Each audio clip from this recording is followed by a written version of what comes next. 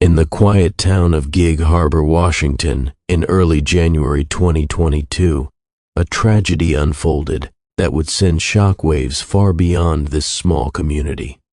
Jade Taylor, a 13-year-old child, was found dead under circumstances that immediately prompted questions and concern. To the neighbors, teachers, and friends who knew Jay, he was a bright and curious child, someone who loved school, video games, and connecting with friends online. His family described him as thoughtful, kind, and eager to explore the world, someone who cared deeply about the people around him. At first, local authorities treated Jay's death as a devastating but private family tragedy, and the town struggled to comprehend how such a young life could end so suddenly. As the investigation began, law enforcement uncovered that Jay had been active on social media platforms, connecting with peers and strangers alike. This was not unusual for a child of his age in a digital era where communication often happens in virtual spaces.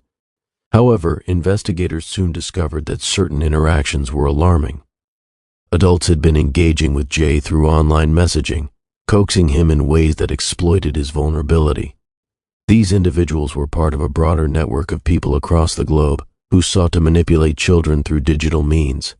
The scale of the network, its international reach, and the sophisticated methods used by its members shocked law enforcement officials.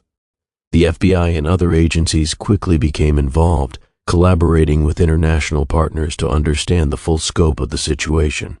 It became clear that this was not an isolated incident, but part of a systematic pattern in which minors were groomed and coerced into harmful behavior. Authorities worked tirelessly, combing through chat logs, messages, and online activity to piece together the timeline and identify the adults responsible. Their investigation revealed that one central figure, known by an online alias, had coordinated much of this predatory activity from overseas. This individual, later arrested in Germany, was accused of creating an environment in which children could be manipulated without detection for extended periods. While the public focused on the shocking nature of the case, investigators were equally focused on understanding how to prevent future tragedies.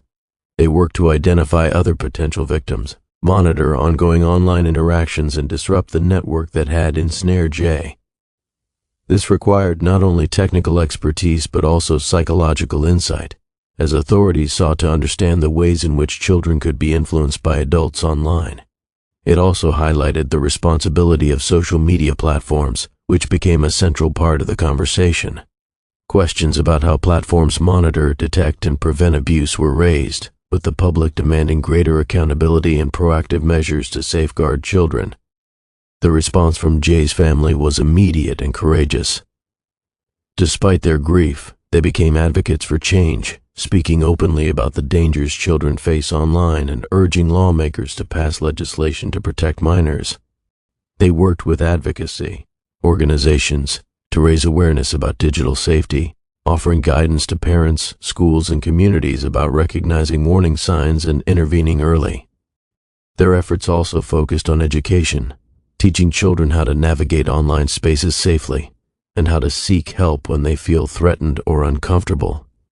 Community support in Gig Harbor and beyond played a critical role as well. Teachers, neighbors, and local organizations came together to honor Jay's memory while educating young people about safe internet use. Public forums and awareness campaigns emphasized the importance of empathy, vigilance, and communication.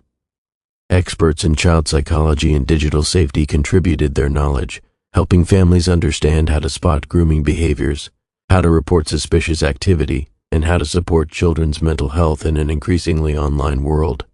The arrest of the suspect in Germany in 2025 represented a major milestone in the investigation. Authorities recovered significant evidence that demonstrated the extent of the abuse and the systematic nature of the network. Prosecutors prepared to bring numerous charges, including coercion of minors, exploitation, and other related offenses. This case became a model for international cooperation, showing how agencies across borders can collaborate to bring perpetrators to justice. It also sparked discussion about the global nature of online safety, emphasizing that children everywhere are vulnerable to exploitation if preventive measures are not implemented. Media coverage of the case further amplified the conversation, National news outlets and investigative journalists told Jay's story with sensitivity, focusing on the lessons that could be learned and the broader societal implications.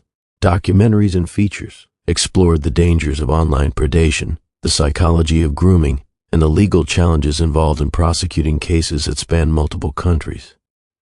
These reports encouraged parents and guardians to be more vigilant, communities to strengthen digital education programs, and lawmakers to consider legislative reforms. Perhaps most importantly, Jay's story catalyzed a cultural shift in how society views online interactions between children and adults. Schools, community centers, and youth organizations began implementing more robust programs to teach children about safe online behavior, digital consent, and reporting suspicious activity.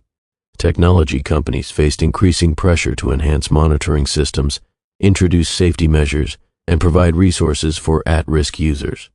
Legal systems around the world began reviewing existing statutes to better address digital coercion and exploitation, using Jay's case as a reference point for reform. Through all this, Jay's family remained central to the narrative, using their grief to fuel advocacy and awareness. They collaborated with experts, spoke publicly about the importance of vigilance, and supported other families who had experienced similar tragedies.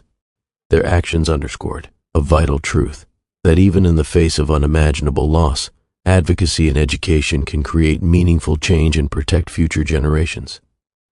The tragic events surrounding Jay Taylor highlighted the complexity and challenges of living in a digital world where children's access to technology can expose them to hidden dangers. It demonstrated the necessity of community involvement, government oversight, and international cooperation in addressing online predation. While no amount of intervention can erase the loss, Jay's story has already reshaped public understanding of online safety and inspired action at every level, from individual families to global law enforcement networks. In the end, Jay's story is a somber reminder of the responsibility society bears in safeguarding children, both offline and online. It teaches the importance of vigilance, open communication, and proactive measures. It is a story of grief, resilience, and hope, one that will influence policy, education, and community awareness for years to come. Through the combined efforts of his family, law enforcement, and advocacy organizations, Jay Taylor's legacy is one of protection, education, and the ongoing fight against exploitation in the digital age.